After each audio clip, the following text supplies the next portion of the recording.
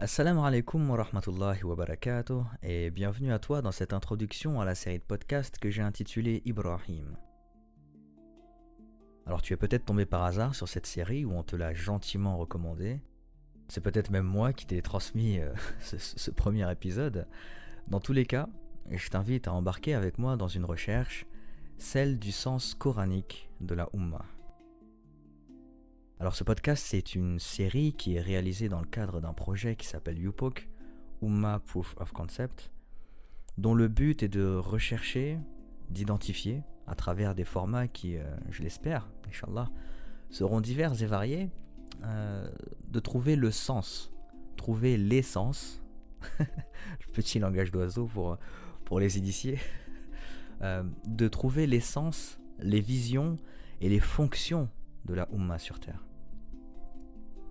Alors il m'a semblé cohérent de nommer cette série Ibrahim en référence à la figure commune des religions monothéistes, mais surtout celui qui, dans un sens, est le fondateur de la Ummah. En tout cas, fondateur d'une forme de Ummah. Mais ça, on le verra plus tard. Pourquoi je me suis mis dans cette recherche ? Pour tout dire, c'est simplement parce qu'après des années d'études que j'ai suivies dans les sciences religieuses, à travers les chionies, les Comoriens sauront de quoi je parle, ou dans des instituts, après avoir échangé avec savants, sachants, avec des musulmans lambda, avec des musulmans comme moi, j'ai trouvé qu'une grande partie de notre pratique religieuse, de notre compréhension religieuse à travers laquelle on va concevoir le monde, a été extrêmement focalisée sur l'individu plutôt que sur la communauté. Est-ce que je peux faire ça ? Est-ce que je dois faire ça ? Toutes ces questions qui participent implicitement à la création d'un monde, ou en tout cas d'une compréhension du monde individualiste. Pas étonnant du coup de constater la fragmentation des communautés, parce qu'il n'y a pas que la communauté musulmane en fait qui est touchée par ça. Aujourd'hui il y a un grand bouleversement sur la question des identités qui amène à cette fragmentation. Mais pour illustrer mon propos, du coup qui touche à la communauté et à la transmission du savoir religieux et à son application, je vais vous parler d'une petite anecdote qui m'est arrivée il y a quelques semaines, mais pour laquelle il faut avoir deux paroles du prophète, sallallahu alayhi wa sallam, et qui alimentent, ou en tout cas dont la transmission alimente cette vision individualiste. La première, c'est une parole de Abdullah ibn Amr, que Dieu l'agrée, qui rapporte que le prophète a dit, bon il ne l'a pas dit en français, parce qu'il ne parlait pas français évidemment, sallallahu alayhi wa sallam, il dit « Celui qui part vers la mosquée, alors un pas lui enlève un péché, et pour le pas suivant, il lui est écrit une bonne action, et ceci à l'aller comme au retour. » D'ailleurs sur ce hadith c'est marrant parce que aujourd'hui on est le jour de vendredi, donc c'est le Jumu'ah, et je regardais une story d'un gars sur Snapchat et qui disait bon voilà, aujourd'hui c'est le Jumu'ah, donc n'oubliez pas, faites des petits pas pour aller à la mosquée. Faites des petits pas pour aller à la mosquée, dans le sens faites des petits pas parce que chaque pas vous est compté, et du coup il y en a un qui du coup vous donne une bonne action et l'autre qui vous efface un péché.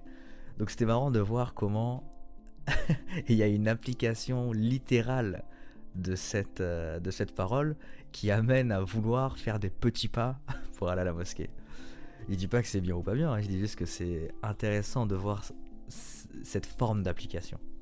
Et pour la deuxième parole, c'est une parole de Jabir qui rapporte « Comme les alentours de la mosquée étaient inhabités, les Banu Salima voulurent s'y installer.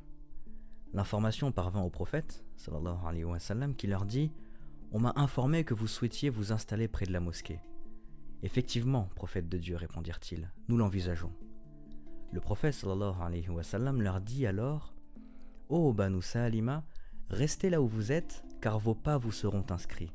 Certes, vos pas vous seront inscrits. » Ils lui dirent alors « Si nous nous étions déplacés, nous l'aurions alors regretté. » Donc ces deux paroles qui sont massivement transmises, si je puis me permettre, ont pour but en fait de montrer la récompense dans le fait d'aller à la mosquée, d'une part, mais la deuxième, c'est d'y aller à pied. Et d'ailleurs, les deux hadiths parlent explicitement du mérite à y aller à pied, justement. C'est avec ces connaissances que mon anecdote prendra du sens, Inch'Allah. Donc, ces jours de vendredi, jour de fête, je me dirige à la mosquée pour réaliser la prière. Et je suis obligé de prendre la voiture parce que bon, je suis à 10 minutes en voiture et c'est compliqué d'y aller à pied. Arrivé à 500 mètres de la mosquée, je croise un frère qui est dans le même mouvement que moi pour ce jour de fête et il n'a pas l'air occupé par autre chose que son chemin. Moi, je suis un peu triste de devoir prendre ma voiture pour aller à la mosquée parce que bon, même s'il y a un petit confort, il y a surtout une empreinte carbone qui n'est pas positive. Donc je demande au frère s'il veut rentrer avec moi, faire ce dernier bout de chemin dans ma voiture. Et il me répond par la négative. Alors il avait très certainement ses raisons de ne pas vouloir monter avec moi. La première étant le respect de la règle numéro 1 qu'on apprend quand on est enfant, ne pas monter dans la voiture d'un inconnu. Mais en me questionnant, dans ce cas précis, je me suis demandé, mais c'est vrai que est-ce qu'il ne l'aurait pas fait dans le but d'avoir la récompense de celui qui marche à pied? C'est possible, c'est légitime et je lui en veux pas. Mais dans ce cas, est-ce qu'on peut se poser la question, religieusement, qu'est-ce qui aurait été meilleur? Est-ce qu'il aurait été meilleur de marcher à pied ou bien de monter dans ma boîte mobile? Parce que de toute façon, mon empreinte carbone allait être consommée. Et j'allais consommer l'essence pour aller jusqu'à la mosquée. Donc si on se place d'un point de vue personnel et qu'on regarde son paquet de hasanat personnel, bah ouais, on continue à pied. Mais si on se place d'un point de vue de groupe, d'un point de vue du monde et du bien commun, j'ai envie de dire, même si c'est un grand mot pour ce qui vient de se passer, mais dans la théorie, hein, je parle. Et ben ça aurait peut-être été mieux de monter avec moi pour partager ce qui sera de toute façon consommé. Alors je dis pas que c'est obligatoire, mais le problème c'est est-ce qu'on a l'intuition de voir à travers nos actions une influence sur la communauté, enfin une influence sur le monde en fait. Ou est-ce qu'on est dans un truc focalisé sur personnel en fait. Je marche parce que le prophète a dit qu'il y avait une récompense à marcher, etc., etc. Sans voir qu'il peut y avoir dans certaines actions des bienfaits qui peuvent apporter au monde, même si on n'en voit pas le fruit pour soi directement. C'est de ça dont je parle. Pourtant, quand je lis le Coran, je me rends compte qu'effectivement, il y a des prescriptions, des récompenses, des punitions même, en fonction d'actes qui sont individuels, mais qui n'ont pour vocation que la réussite de l'humanité de manière globale en fait, et qui dépassent sa propre personne. Donc pour rester dans ce même exemple de la prière, parce que je parlais de la prière du vendredi, l'un des objectifs de la prière qui est explicitement énoncé, clairement dit en fait par Dieu dans son Coran, c'est de se préserver du mal. Donc c'est Allah subhanahu wa ta'ala dans sa parole, dans la sourate 29, le verset 45, il dit, dans le sens évidemment, en vérité, la prière préserve de la turpitude et du blâmable. Le rappel d'Allah est certes ce qu'il y a de plus grand, et Allah sait ce que vous faites. Donc la prière préserve de la turpitude et du mal. On sait que c'est une obligation qui fait partie des piliers, etc.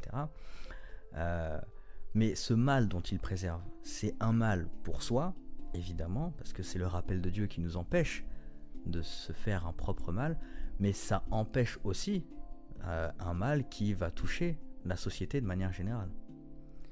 Mais du coup, sur cette même action qui est la prière, qui est une obligation personnelle, du coup, pourquoi, ou en tout cas, dans quelle mesure, lorsque le prophète sallallahu alayhi wa sallam indique que la prière en groupe a plus de valeur que la prière personnelle, vers quelle compréhension du monde, encore une fois, ça peut nous amener. Effectivement, le prophète nous dit que la prière en groupe dépasse en mérite la prière individuelle de 27 degrés. Donc ça c'est un hadith qui, pareil, est transmis par... il est connu par tout musulman lambda. Mais pour quelle raison cette prière en groupe est meilleure que la prière individuelle? Il y en a plein.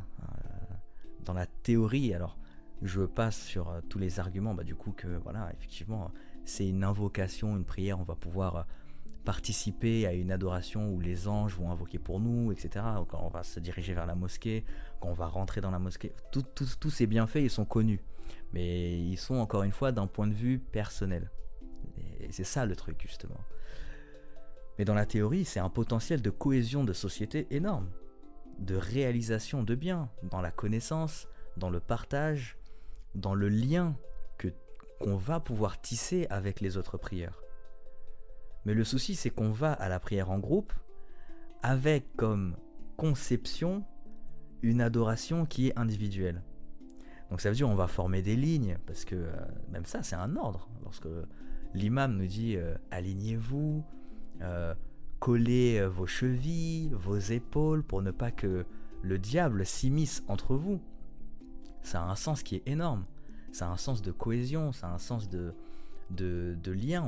On est tous devant Dieu, ça représente quelque chose quand même. C'est quand même fou. Mais dans la finalité, ou en tout cas dans la pratique, en fait on va faire ça, c'est comme si le fait de former un seul corps, c'était intenable quoi. Enfin, c'est lourd, ça veut dire on va se coller, on va faire la prière, mais dès que la prière finit, tout le monde rentre chez soi, il n'y a pas de cohésion, il n'y a pas forcément les échanges qui permettent de bonifier, ou en tout cas de créer ce lien entre nous. Alors quel bénéfice peut-il y avoir? Mais c'est un problème qui se retrouve dans plein d'autres cas. Pour les plus techniques, j'aurais pu prendre le concept du waqf, qui est le fait de laisser un actif, sans rentrer dans le détail, mais de laisser un actif perpétuel, ou en tout cas à utilisation perpétuelle pour une cause caritative, générale, qui bénéficie à la société. Ça, c'est un concept, le concept de waqf, c'est un concept qui devrait être rethéorisé peut-être à l'aube de notre civilisation, wallahu a'lam. Ou bien juste le concept de fard kifaya, le concept d'obligation ou de devoir collectif musulman. Donc ça c'est un concept pareil qui devrait à mon sens être revu à l'aube de notre civilisation, de notre monde, parce que c'est un concept qui existe effectivement, qui a été théorisé, donc dans le sens où il y a des obligations qui incombent à la communauté. Mais est-ce qu'aujourd'hui on se sent prendre certains devoirs, prendre des réalisations pour la communauté? Ça, c'est une autre question. Enfin bon, pour en finir sur ce sujet, je citerai la parole du prophète sallallahu alayhi wa sallam lorsqu'il dit, et c'est un exemple en fait que je prends en conclusion parce qu'il illustre bien la réflexion que je veux porter. Lorsqu'une personne meurt, toutes ses œuvres sont interrompues sauf 3. Une aumône qui est continue, une science bénéfique qui est propagée, ou un enfant pieux qui fait des invocations en faveur de ses parents. Alors ces 3 éléments qui sont cités, qui sont des choses qui participent, en fait c'est que des choses qui participent à une amélioration du monde, et pas à une élévation personnelle de manière stricto sensu quoi. C'est-à-dire que mis une à une, donc par exemple le cas de l'aumône continue. Alors pour faire une aumône, on doit avoir la propriété de quelque chose. Donc oui, le fait que tu aies la propriété de quelque chose peut amener à un bien personnel quelconque, mais pour bonifier ou rendre périn, avoir une récompense encore plus grande de ce bien que tu as acquéri dans un cadre licite, c'est de pouvoir le donner en aumône continue. Et ça, même après ta mort, ça te sera profitable. La deuxième chose, c'est la science. Mais pour avoir une science bénéfique à propager, faut l'acquérir. Donc ça veut dire que de manière personnelle, tu vas faire un chemin pour apprendre cette science, mais pour bonifier encore plus ce que tu as appris, c'est de le retransmettre à quelqu'un, qui le transmettra à quelqu'un, Donc il y a une vision à travers l'application personnelle d'un effort qui est reconnu comme étant extrêmement bien. Il y a une bonification à la transmettre au monde pour qu'elle puisse être profitable à un maximum de personnes. Et le troisième cas, c'est l'enfant. Mais c'est un enfant qui est pieux et qui fait des invocations en faveur de ses parents. Et donc là, c'est la même chose, c'est-à-dire que le fait d'avoir des enfants peut participer d'une élévation personnelle, D'ailleurs, même le Coran le dit, les gens rivalisent à travers les enfants. C'est un moyen par lequel les gens vont se concurrencer. Mais derrière, il y a un profit à éduquer cet enfant pour qu'il devienne pieux, mais cette piété, elle bonifie le monde en fait. Et c'est ça le truc, c'est que c'est un enfant qui est pieux, donc participe au bien du monde, et il invoque pour ses parents. Donc en fait, pour conclure, hein, ce qu'on aperçoit, c'est que très souvent, les actes qui sont explicitement communautaires ont plus de valeur que les actes individuels. Mais même ces actes individuels portent en eux une lumière, une vocation communautaire. C'est-à-dire qu'on ne fait pas d'actes individuels uniquement pour nous. Si les prescriptions nous indiquent des actions à faire ou à éviter, ce n'est que pour participer à une cohésion ou à une organisation d'une société qui est dans le bien, en fait, finalement. Donc on a chacun 2 lentilles pour voir le monde. Il y en a qui en ont 4 parce qu'ils portent des lunettes. Je rigole. La première lentille, elle est nette. On nous a habitués à l'utiliser. C'est celle qu'on prend tous les matins pour aller au bureau, pour aller en vacances. Celle qui rapporte les choses à soi. C'est cette lunette individualiste qui du coup va nous faire voir nos bénéfices à travers les prescriptions, ou en tout cas à travers les actions qu'on va réaliser pour Dieu. Voilà, si je fais ça, je vais gagner 3 hasanats, si je fais ça, ça va me pardonner d'un péché, etc., etc. La seconde, elle est dans un tiroir un peu plus haut, elle est un peu poussiéreuse parce qu'on n'a pas l'automatisme de la sortir, comme je disais tout à l'heure.